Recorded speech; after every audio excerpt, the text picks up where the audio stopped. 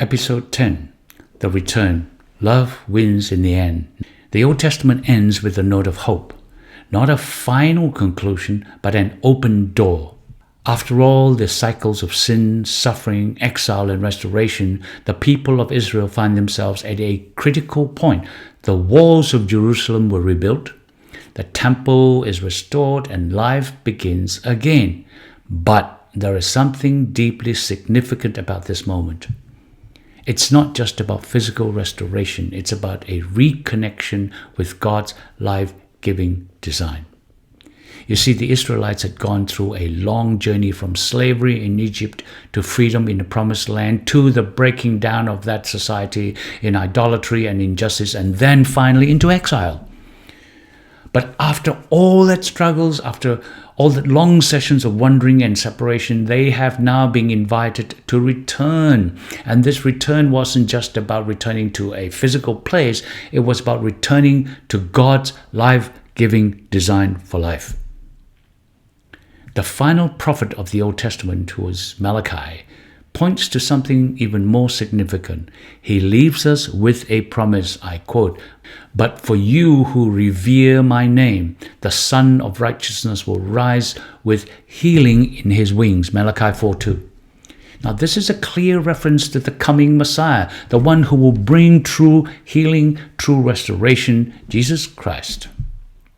Now even though the Israelites returned to their land physically and rebuilt the city, real restoration was still to come. So the Old Testament ends with the anticipation of a future hope, a future where love wins, where God's design for life would be fully realized. The temple might be restored, but God wasn't just after a building, He wanted to restore hearts. The return of the exiles marks a new beginning.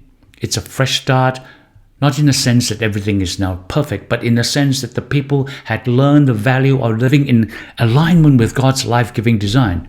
Now this is the key point.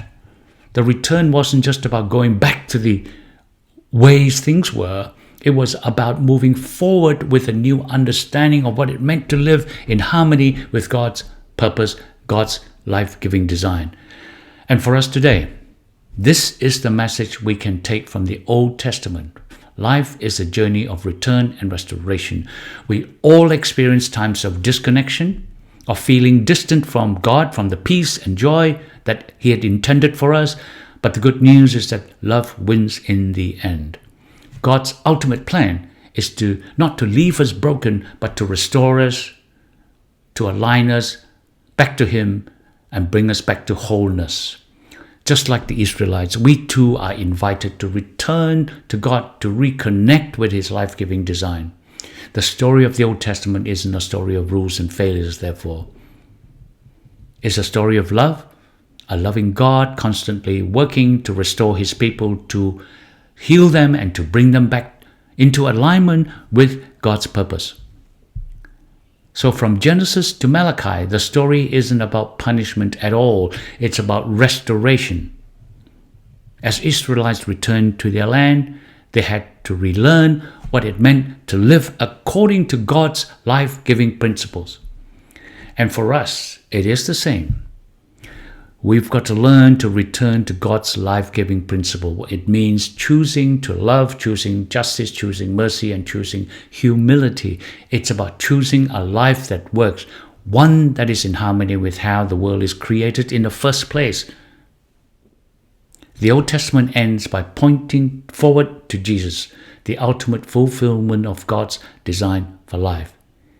Jesus is the Son of Righteousness, the one who brings healing, the one who shows us what love in practical terms is. Not just laws, it's the key to a fulfilling life.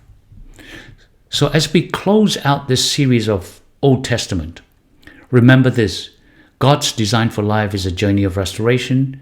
And no matter where you are today, no matter how far you feel from God or from peace, He is constantly inviting you to return to Him, to experience the healing, to experience the restoration, and only that He only can offer.